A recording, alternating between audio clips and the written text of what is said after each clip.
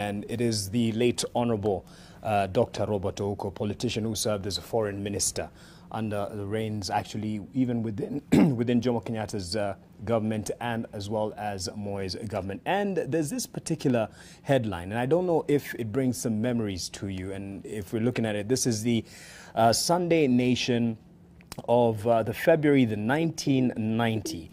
And basically, it somewhat looks at, yes, there is the headline, the horror that was Ouko's body.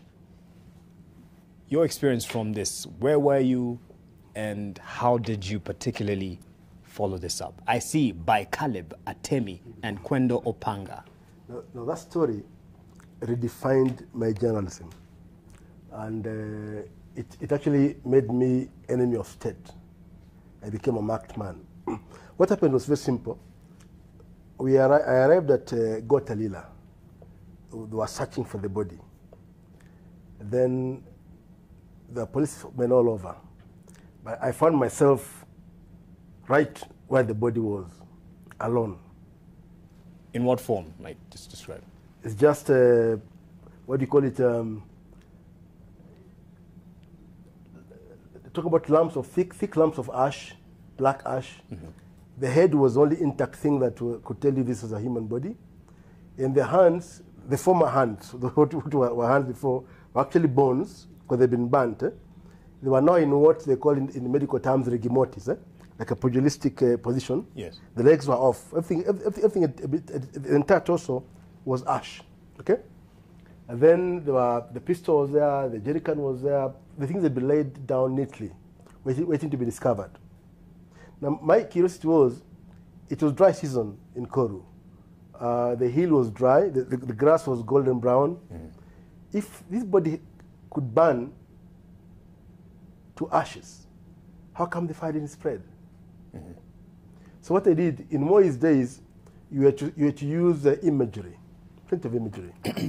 So I had to give the description of the body, the way I saw it. Mm-hmm. I had to describe the scene, the environment, and then I said in one paragraph, and the fire which consumed the eminent minister to the bone burnt only a small portion of grass under his trunk. I left it at that.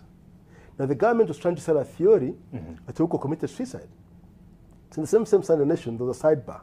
Yes, right here. The government explaining things that didn't make sense. Do not speculate or you get just Kenyans. Yes. Now what students did from the University of Nairobi, after reading my story, said, no, wait a minute. This guy, he wasn't killed there. He was killed this one, the body was brought here. So, sparked riots. I had to move from my house and to go and to live to YMCA hostels.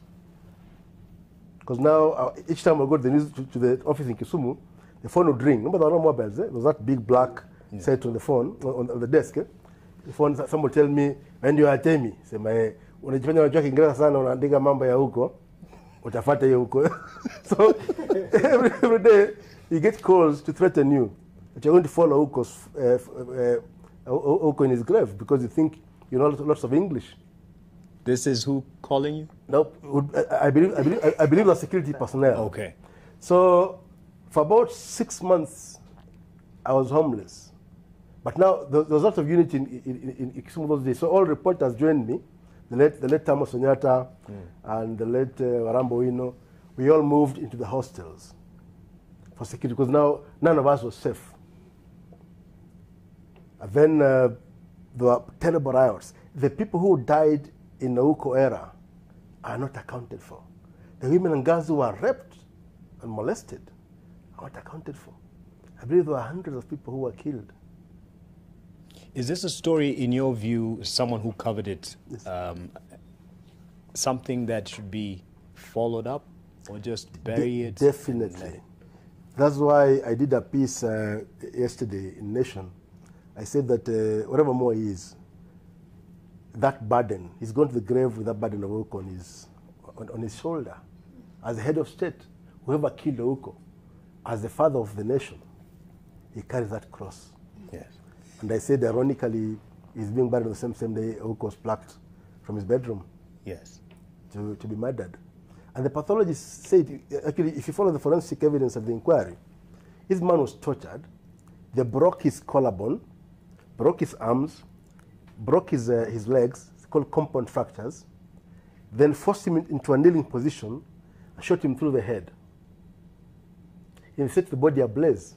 According to Ian West, who was the Scotland Yard pathologist, they actually burned him, they were actually grilling the body. They would turn the body.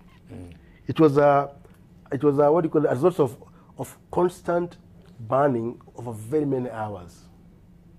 So it's like passing a message to anybody else who was going to fight corruption. Because Ouko was killed, was picked from his house the week he was drafting a report on corruption in Kenya. And that's the price he had to pay. Yes. So I think the message was, whoever wants to do like Ouko, we should just leave your face slightly burned, and the rest of you will be ash. And did that stop you from your line of duty in terms of a journalist? How did that change your course? Ironically, in my days, the more they beat you, the tougher you became. I think you were like, which animal would you say? You are beaten by the lion, but you still go and, no, like the mongoose. You were like the mongoose. The cobra bites you, but you still move on. Because I remember I would cover like the clashes, for instance. And then tomorrow you're arrested, you are taken to court. There's always the same charge. You're charged with publishing malicious and damaging statements to endanger state security.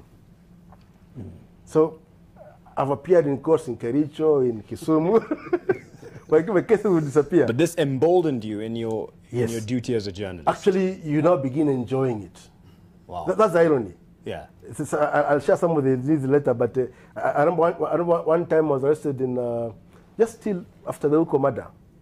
I was picked from my office by policemen. They came quite a number, about 50 of them. But then I called lawyer, the current MP for, it's called Olago Aluoch. He came and not to escort me to the police headquarters, because now I'm his client. Yes. Now he made a mistake of, I think, was a bit rude to the policeman. They distracted him, and before, I think by the time he turned, I disappeared. This guy had blindfolded me and threw me to Land Rover. I found myself in Kakamega police station. So here I was a keeper for very many hours, not food. I refused to take the food. I'd rather starve, because they'll kill you. So you don't take the food, don't take the soda. One of the ugliest creatures I ever seen walked into the room with a huge pliers. Tall woman, full of muscle. It's like Mike Tyson times 2, eh? Yes. She had a huge pliers. And she tells me that the scared Uko, the things I can't mention on camera. Uko is on his. You think you got balls? Yes, you got 6 balls, eh? Na in Kiswahili. Uko na makende sita.